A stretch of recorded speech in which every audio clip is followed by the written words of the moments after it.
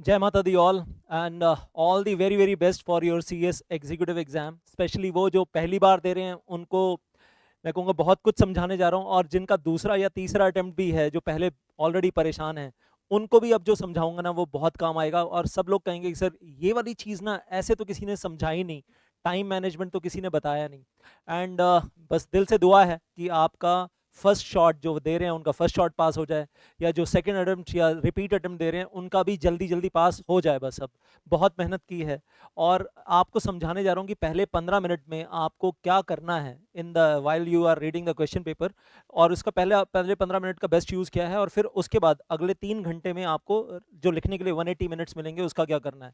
जो समझाऊंगा एक एक चीज़ ध्यान से देखिएगा, 10-12 मिनट ज़रूर लगेंगे आपके, लेकिन बहुत ज़्यादा काम आएगा आपके। और एक बड़ा इंपॉर्टेंट मिथ तोड़ने वाले हैं जो बहुत सारे टीचर्स ने गलत समझा रखा है यूट्यूब के ऊपर ओपनली। मैं तो कहता हूँ कि बिल्कुल ही गलत समझा रखा है, और रियलिटी मेरे पास तो चेक्ड आंसर शीट्स है बच्चों की, वो देखकर बताता हूँ मैं आपको। तो लेकिन अब जो बेस बनाना है कि फर्स्ट 15 मिनट्स में क्या करना है, उस बेस के लिए कुछ एक हम जून 2024 का कंपनी लॉ का क्वेश्चन पेपर हम एज सैम्पल मैंने देखा, और मैं उसी को बेस बनाकर आपको समझाने जा रहा हूँ कि क्वेश्चन पेपर दो पार्ट्स में, पार्ट 1 पार्ट 2। और पार्ट 2 में आपको मालूम है कि पार्ट 2 के अंदर बोर्ड ऑफ डायरेक्टर्स भी है, बोर्ड मीटिंग भी है, रिलेटेड पार्टी ट्रांजेक्शन भी है, जनरल मीटिंग्स एजीएम ईजीएम भी है पार्ट 2 के अंदर, विच इज़ 40 मार्क्स।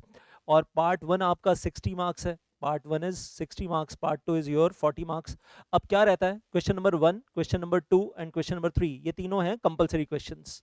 और उसके बाद question number 1 itself question is case study, 2.5 page की तो केस स्टडी होती है यार, 2-2.5 पेज की, 2.5 पेज की केस स्टडी है। उसके बाद there are 5 questions of 3 marks each, 5 questions of 3 marks each, that becomes 15 marks. Question number 2 वैसे ही कंपलसरी है, 5 questions of 3 marks each. Question number 3 is also compulsory. There are 3 questions of 5 marks each, और 3 parts और 3 questions of 5 marks each.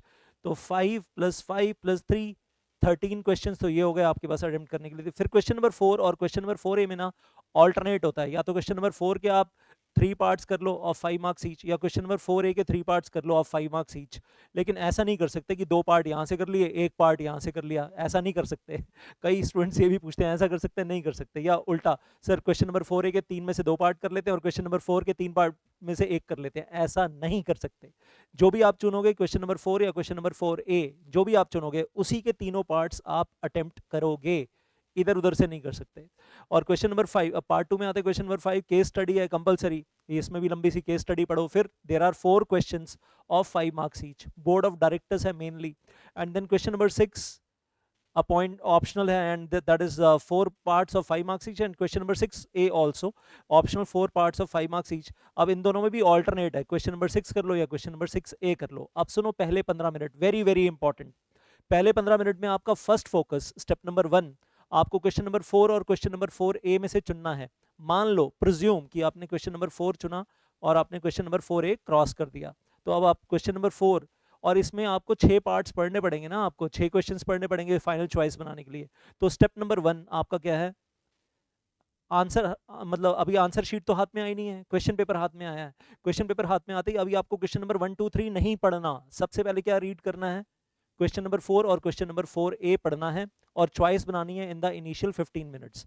उसके बाद आपको question number 5 नहीं पढ़ना, question number 6 पढ़ना है, क्वेश्चन नंबर 6 ए पढ़ना है। इधर इधर भी 4 पार्ट्स है, इधर भी 4 पार्ट है, और इसको पढ़कर आपको चॉइस बनानी है इन द फर्स्ट 15 मिनट्स की मुझे कौन सा वाला करना है। सर अगर मान लो इसके 4 पार्ट्स में से 2 आते हैं और इसके 4 पार्ट्स में से 3 आते हैं, तो भाई जिसके 3 आते हैं वो करोगे। हाँ, चारों आते हैं तो the best, wonderful, excellent, brilliant. लेकिन 4 में से 3 आते हैं तो आप वही वाला चुनोगे ना जिसमें से 4 में से 3 आते हैं। सर फिर 3 इधर से कर लेंगे, 1 इधर से कर लेंगे, अबे नहीं करना यार, ऐसा नहीं करना। Now then talking about that, मतलब वो बेवकूफ़ाना काम बिल्कुल मत करना आंसर शीट के अंदर। तो स्टेप 1, स्टेप 2। अब उसके बाद स्टेप 3, सर अभी पहले 15 मिनट बाकी हैं सर, अभी पूरे खत्म नहीं हुए, अभी ना आंसर शीट हाथ में अभी आई नहीं, और क्या करें। अब आप सोचो कि आप पार्ट 1 पहले करना चाहते हो या पार्ट 2 पहले करना चाहते हो। अगर आप पार्ट 2 पहले करना चाहते हो तो क्वेश्चन नंबर 5 पढ़ना शुरू कर दो, this is your step 3। Question number 5 पढ़ना शुरू कर दो। सर मैं तो बोर्ड ऑफ डायरेक्टर पहले अटेम्प्ट करना चाहता हूँ, बहुत बढ़िया से चैप्टर तैयार है सर मेरा, board meeting, related party transaction, तो इसलिए मैं पार्ट 2 पहले अटेम्प्ट करना चाहता हूँ। तो आप स्टेप 3 में क्वेश्चन नंबर 5 पढ़ना शुरू कर दो। आप ऊपर ऊपर वाला भी इग्नोर करो, और अगर क्वेश्चन नंबर 5 भी पूरा पढ़ लेते हो, वैसे मेरे हिसाब से 15 मिनट तब तक खत्म हो जाएंगे। अरे भाई आप काफ़ी मतलब 2 पेज यहाँ पर पढ़ रहे हो, लगभग 2 पेज यहाँ पढ़ रहे हो, ठीक है, समझ में आ रहा है, 4 पेज हो गए, फिर 2 पेज का ये हो जाएगा, 6 पेज हो जाएंगे, और कितना पढ़ पाओगे आप 15 मिनट में? 6 पेज से ज़्यादा तो नहीं पढ़ पाओगे, I don't think so.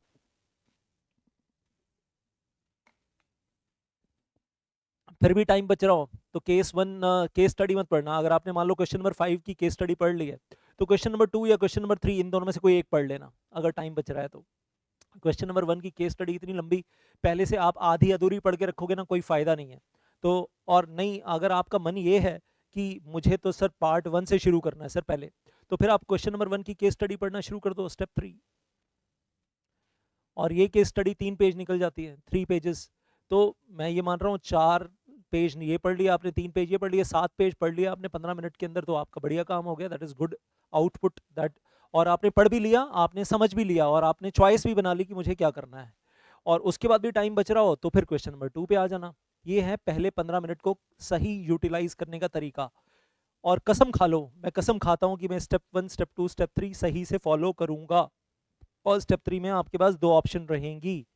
Step number 1 और 2 में तो ऑप्शन नहीं है, लेकिन स्टेप नंबर 3 में आपके पास 2 ऑप्शन रहेंगी, या तो आप क्वेश्चन नंबर 1 की केस स्टडी पढ़ोगे, या तो क्वेश्चन नंबर 5 की केस स्टडी पढ़ोगे। उसके बाद टाइम बचेगा तो फिर दूसरी केस स्टडी नहीं पढ़ोगे। आपने क्वेश्चन नंबर 1 की केस स्टडी पढ़ ली तो फिर क्वेश्चन नंबर 2 पढ़ोगे, और क्वेश्चन नंबर 5 की केस स्टडी पढ़ ली तो भी क्वेश्चन नंबर 2 पे ही पढ़ जाओगे। स्टेप 4 आपका हमेशा क्वेश्चन नंबर 2 ही रहेगा पहले 15 मिनट में। और फिर स्टेप 5 इज दिस, अगर आपके पास टाइम बच रहा है। मतलब स्टेप 3 में आपको 2 ऑप्शंस दे रहा हूं, या तो क्वेश्चन नंबर 1 या तो क्वेश्चन नंबर 5। बात समझ में आ गई होगी आपको। ये है पहले 15 मिनट। आगे बढ़ते हैं, अब 3 घंटे 180 मिनट आपके पास है लिखने के लिए। आंसर शीट हाथ में आ गई, ब्लैंक आंसर शीट, नाम लिखना है और रोल नंबर लिखना है, बेसिकली जो पेपर आप देने आए हो सब्जेक्ट का नाम लिखना है, वो सब कुछ आप काम कर रहे हो शुरू में। 1 मिनट तो उसमें भी गया आपका, 180 में से 179 रह गए, 1 मिनट इग्नोर कर देता हूं मैं, तो 180 मिनट्स, राइट। अभी 180 मिनट्स 100 मार्क्स, तो 180 मिनट्स डिवाइडेड बाय 100 मार्क्स मतलब 1.8 मिनट फॉर 1 मार्क। अब 3 नंबर का क्वेश्चन है तो लिखने के लिए आपको क्या मिल रहा है, 1.8 minutes multiplied by 3 marks, 5.4 minutes मिल रहे हैं आपको, 5.5 मिनट लगभग लिखने के लिए। 5 नंबर का क्वेश्चन है तो you are getting 1.8 minutes for 1 mark multiplied by 5 marks, 9 minutes मिल रहे हैं आपको, 9 मिनट, जिसमें क्वेश्चन पेपर पढ़ना भी है, समझना भी है कि पूछा क्या है, और फिर लिखना भी है। एंड देन 4 मार्क्स क्वेश्चन आ गया तो 1.8 मल्टीप्लाइड बाय 4, 7.2 मिनट्स मिल रहे हैं।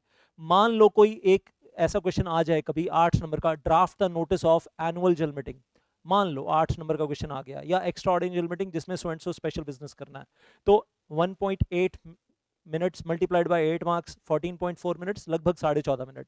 तो ये टाइम डिवीजन है आपके पास, क्लियर होना चाहिए दिमाग में कि इससे ज़्यादा टाइम है नहीं मार्क्स वाइज अगर हम बात कर रहे हैं। एक चीज़ और सुनो ध्यान से, क्वेश्चन नंबर 5 में ऐसा होता है कि एक ही क्वेश्चन के सब पार्ट हैं।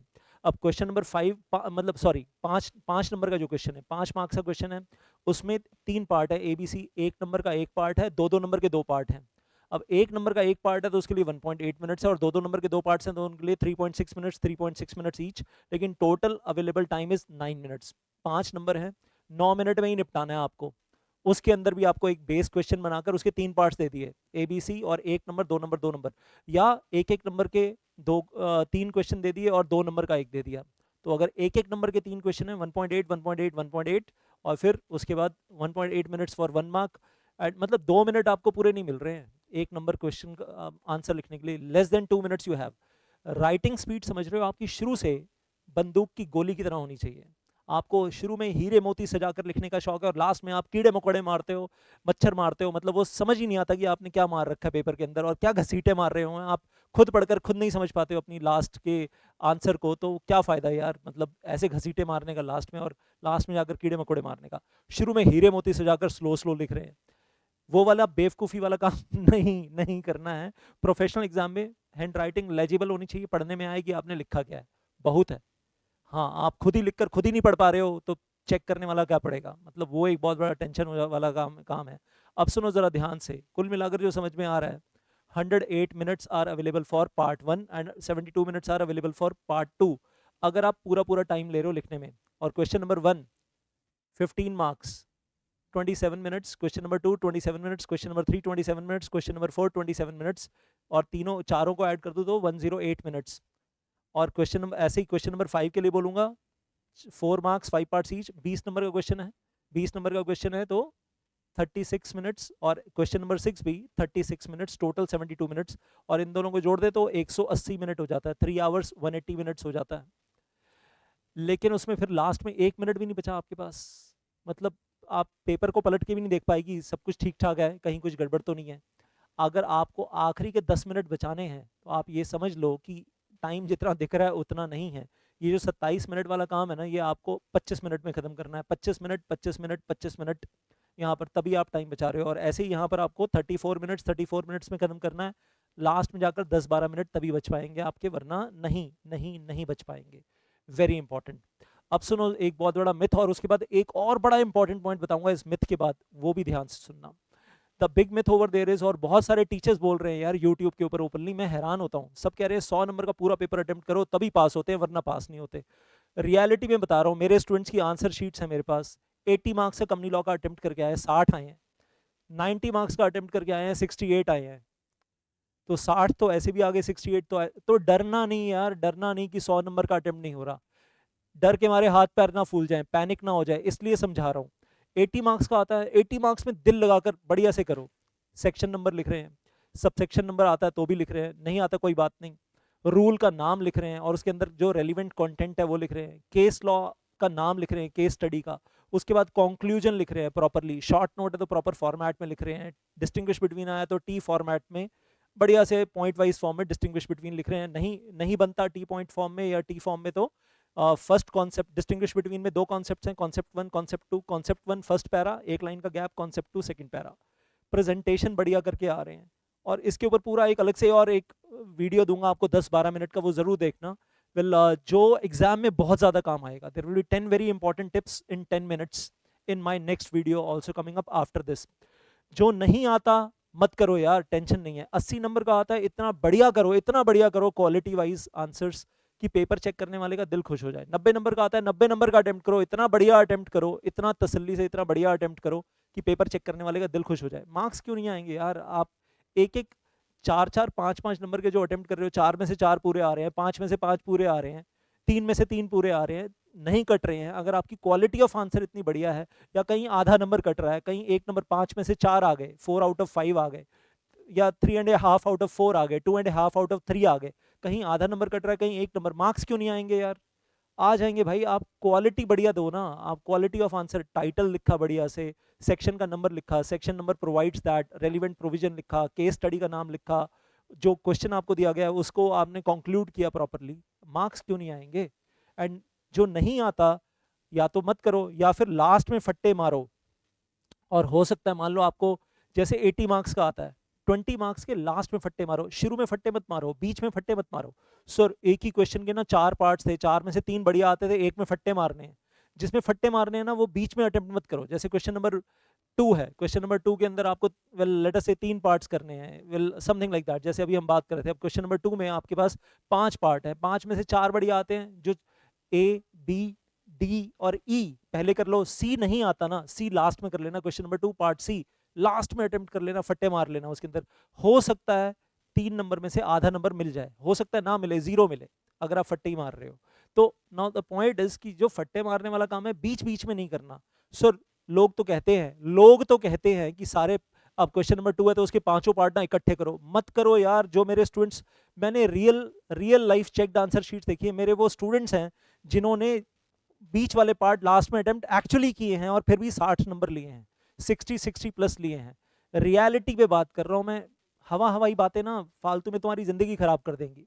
तो जो रियलिटी है वो तुम्हें बता रहा हूँ, एंड रियलिटी इज दिस कि मेरे स्टूडेंट्स ने फट्टे लास्ट में मारे, और कुछ ने तो वो भी नहीं मारे, जितना आता था वही अटेम्प्ट किया, उसी में अच्छे मार्क्स लेकर आए, and they were very happy. Sir हमने तो अटेम्प्ट ही 80 का किया था, 80 का किया था, 60 आ गए, इतना बढ़िया किया सर। तो भाई मतलब paper checker was very happy with the content, with the concepts which you have given there, proper section number, rule का नाम, केस स्टडी का नाम, प्रॉपर कंक्लूजन, ये चाहिए पेपर चेकर को। और प्रोफेशनल तरीके से आंसर लिखा सर अपने, अच्छी प्रेजेंटेशन, अच्छी इंग्लिश लैंग्वेज में आंसर लिखा हमने। तो जो नहीं आता, अगर फट्टे मारने हैं लास्ट में मारो, बीच में या शुरू में नहीं मारना, इंप्रेशन खराब कर लोगे अपना खुद का, और जो अच्छे मार्क्स कहीं मिलने भी होंगे वो नहीं मिलेंगे। अब सुनो एक चीज़ और बड़ी इंपॉर्टेंट, ध्यान से मतलब जो बताने जा रहा हूँ। कई बार ऐसा होता है कि क्वेश्चन क्वेश्चन जो है 10 लाइन का क्वेश्चन है, और वो इतना बड़ा क्वेश्चन है 10 लाइन्स का, उसको देख कर ना चक्कर आ गया कि ये पूछा क्या है, जबकि उसमें सिर्फ लाइन नंबर 9 और लाइन नंबर 10 में ही ना क्वेश्चन था। रियल क्वेश्चन जो एक्चुअल क्वेश्चन था वो लाइन नंबर 9 और लाइन नंबर 10 में ही था। लेकिन पहली 8 लाइनें पढ़ते पढ़ते पसीने बह गए, टेंशन, नर्वसनेस, हाथों में पसीने आ रहे हैं, हथेलियों में गीले हो गए हाथ नर्वसनेस में, ये तो मेरे को आता ही नहीं, ये तो मेरे को आता ही नहीं। पहले 8 नंबर में उन्होंने कुछ ऐसी कहानी बना दी कि कोई कोल एंड पेट्रोलियम कंपनी है, कोई गैस कंपनी है, उनके सेक्टर में आजकल ये प्रॉब्लम्स चल रही हैं, कंपनी में ये प्रॉब्लम चल रही है। लास्ट में जाकर बोलते हैं सो एंड सो आइटम के लिए ना एक रेजोल्यूशन बना दो, सो एंड सो आइटम पे ना एक बोर्ड ऑफ डायरेक्टर्स को कंफ्यूजन है सो एंड सो पर्टिकुलर चीज़ के ऊपर, उनकी कंफ्यूजन है तो उनको एक लीगल एडवाइस चाहिए इस पॉइंट के ऊपर। क्वेश्चन नंबर लाइन नंबर 9 और 10 में ना रियल क्वेश्चन होता है, वहां तक तो पहुंचते ही नहीं सर, पहले ही दिल की धड़कनें मतलब या तो तेज हो जाती है या तो हार्ट सिंक हो जाता है, हार्ट बैठ जाता है। नहीं करना है ऐसा, डरना नहीं है। समझ में आ रही है बात? और कई बार ऐसा भी होगा कि लाइन नंबर 5 में बीच में एक छोटा सा क्वेश्चन दे दिया, यहाँ पर लाइन नंबर 5 में एक छोटा सा क्वेश्चन दे दिया, और लाइन नंबर 9 और 10 में लास्ट में एक आपको एक्चुअल क्वेश्चन दे दिया। तो बस वो जो लाइन नंबर 5 में छोटा सा क्वेश्चन पूछा है और लाइन नंबर 10 या 9 या 10 में रियल क्वेश्चन पूछा है, बस उन्हीं दोनों का आंसर देना है आपने। बाकी ऊपर नीचे जो आलतू फालतू की कहानी है ना, वो चक्रव्यूह बनाया है अभिमन्यु को डिप्रेशन में डालने के लिए। आपको डिप्रेशन में नहीं जाना, आपको दिल की धड़कनें तेज नहीं करनी है, आपको हाथों में पसीने नहीं आने चाहिए। ये पेपर चेकर्स का तरीका है यार, फंसना नहीं। तो ये एडवाइस है, क्योंकि आपने 6 महीने 8 महीने बहुत मेहनत की है, आखिरी के जो 3 घंटे है ना, वही मार्क्स उसके मिलने हैं जो आपने 3 घंटे में बढ़िया से परफॉर्म करना है। आपकी 8 महीने की जो मेहनत है ना, उसके कोई मार्क्स नहीं देगा आपको। आपने जिंदगी में क्या, फैमिली में क्या प्रॉब्लम्स झेली हैं, मिडिल क्लास फैमिली के अंदर कई तरीके की प्रॉब्लम्स होती है, मेरी फैमिली में बहुत तरीके की प्रॉब्लम्स थी, उनसे ना आईसीएसआई इंस्टीट्यूट को कोई मतलब नहीं है कि आपकी फैमिली में क्या प्रॉब्लम्स है, आपने क्या जिंदगी की लड़ाई लड़ी है पढ़ाई के साथ साथ, और आप कैसे एग्जामिनेशन हॉल तक पहुंचे हो। आईसीएसआई को कोई मतलब नहीं है। 3 घंटे में अच्छे से परफॉर्म करना है, और जो आपकी आंसर शीट में नजर आएगा ना, मार्क्स तो उसी के मिलेंगे, और वो मिल जाएं। उसमें भी पेपर चेकर कोई गड़बड़ ना करें। I am just praying to the god कि सब सही से हो आपके साथ। तो all the very very best, दिल से lots of love from my side. I am signing off. और ज़रूर बोलूँगा कि आपके सपने और आपके मम्मी पापा की एस्पिरेशन ज़रूर पूरी हों। बहुत मेहनत करो ज़िंदगी में यार। मेरे 12-13 हज़ार स्टूडेंट्स जो क्वालिफाई होकर अच्छी अच्छी जगह पर कंपनी सेक्रेटरी है, मैक्स हॉस्पिटल का कंपनी सेक्रेटरी, पीवीआर सिनेमाज का company secretary, BMW India limited, Panasonic India limited, Crompton Greaves India limited, Crompton electricals India limited and so on. Likewise big 4 CA firms, merchant bankers, top 10 law firms of India. 12-13 हज़ार बच्चे मेरे qualify होकर गए हैं। मैं चाहूँगा कि आप भी बहुत अच्छे से क्वालिफाई हो, बहुत अच्छी नॉलेज लेकर अपनी ज़िंदगी बनाओ। And my best wishes for your future. और कहीं कुछ अटक रहा हो, परेशानी हो, I am available all the time during exams. जब से कोरोना आया तब से सब बच्चों को मालूम है, स्पेशली तब से व्हाट्सएप बर्डन बहुत बढ़ गया है। रात को 2 बजे, 3 बजे, सुबह के 4 बजे, सुबह के 5 बजे सबके आंसर इंस्टेंटली दे रहा होता हूँ। आपका क्वेश्चन आता है, आंसर साथ साथ देता हूँ, ताकि बच्चे परेशान ना हो, और एग्जामिनेशन हॉल में जाने तक व्हाट्सएप के ऊपर सपोर्ट पूरी दे रहा होता हूँ। तो आपके लिए भी वो सपोर्ट रहेगी। इसके अलावा एक वीडियो और आने वाली है, please do watch that. Thank you so much. जय माता दी।